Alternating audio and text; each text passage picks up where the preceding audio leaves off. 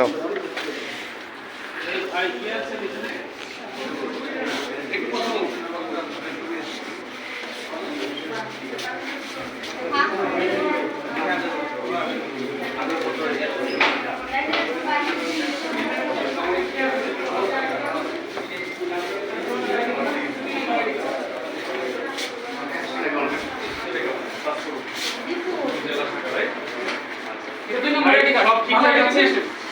Service হ্যাঁ আমরা দিচ্ছি, আমরা সেবা দিচ্ছেন এবং প্রত্যাশা রাখেন যে সেবাটা ভালো হবে আরো, তাই না?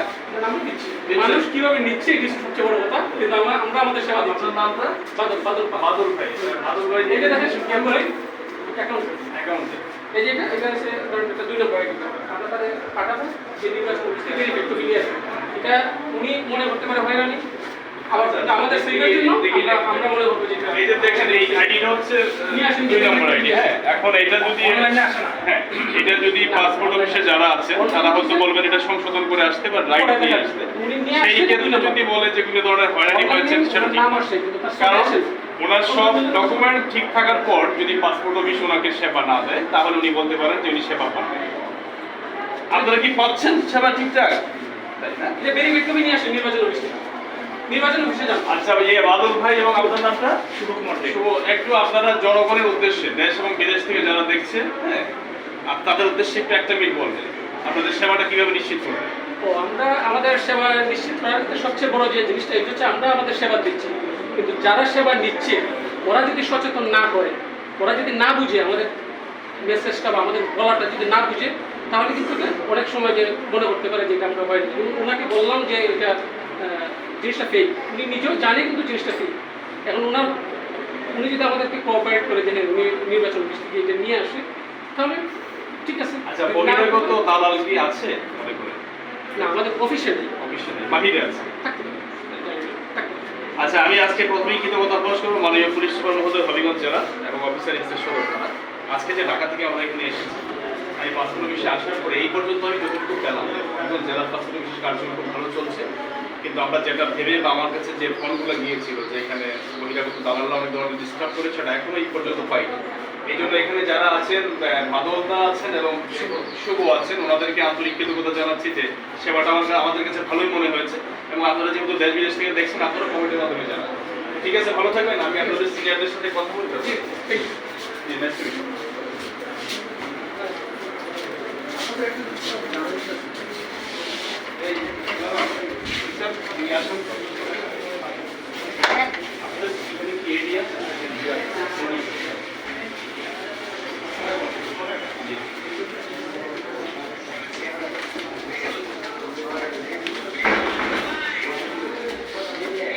আসতেছে, ওরাও দেখতেছে।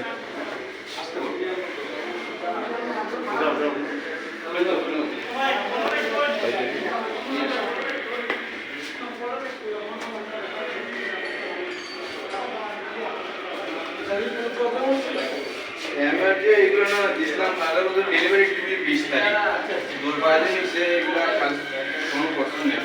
20 তারিখ বলছেন ডেলিভারি এখন তার মধ্যে 20 তারিখ। আচ্ছা তাহলে 20 তারিখ আছে আসলে রাখো আমাদের আপনার সমস্যাটা সমাধান হয়েছে? তার মধ্যে 20 তারিখ ডেলিভারি ঠিক 20 তারিখ আছে 20 তারিখ। ভিডিও করতে হবে কি বিষয় আপনার সমস্যা সমস্যা পারে এখানে না কথা বলার দরকার নেই।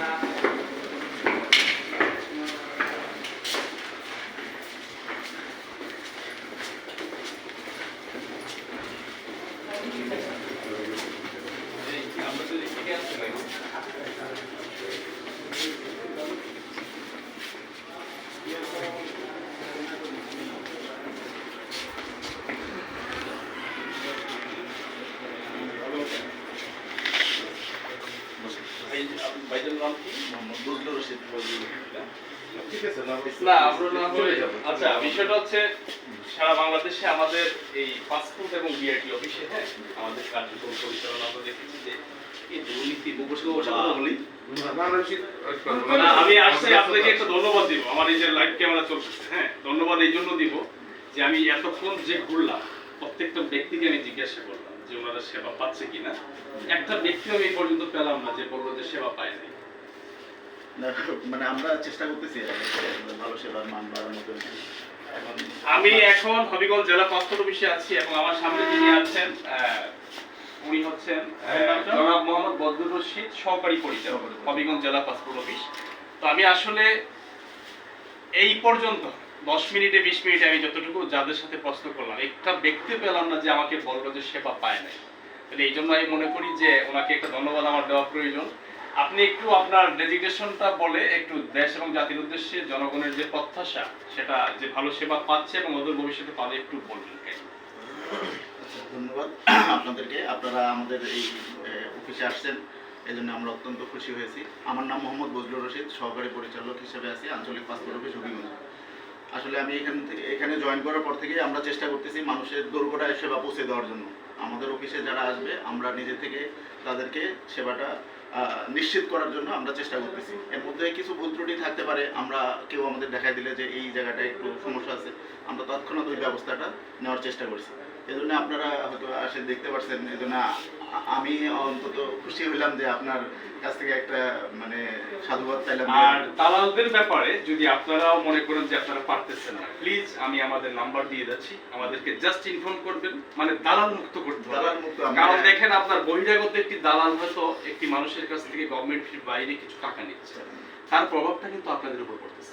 আপনি কিন্তু জানেন না, আমাদের মাথা বিক্রি করে অনেক আপনাদের মাথা বিক্রি করে কিন্তু অন্যজন দালালের টাকা কামিয়ে যাচ্ছে, কিন্তু আলটিমেটলি বলা হচ্ছে যে পাসপোর্ট অফিস থেকে টাকা নিয়েছে অ্যাক্সেস। হ্যাঁ, এই জন্য আমি আমাদের নাম্বার দিয়ে যাচ্ছি একটা, যে নাম্বারটা সবসময় রেসপন্স করবে।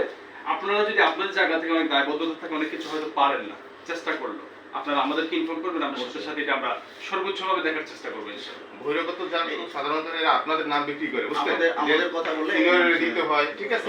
সেটা আমরা এই জন্য নিশ্চিত করি মানুষ সচেতন হন, নিজের ফর্মটা পূরণ করে আমাদের অফিস পর্যন্ত চলে আসেন। এটা তারপরে আমাদের দায়িত্ব। বজলুর ভাই, আপনার বাড়ি কোথায়? রংপুরে না?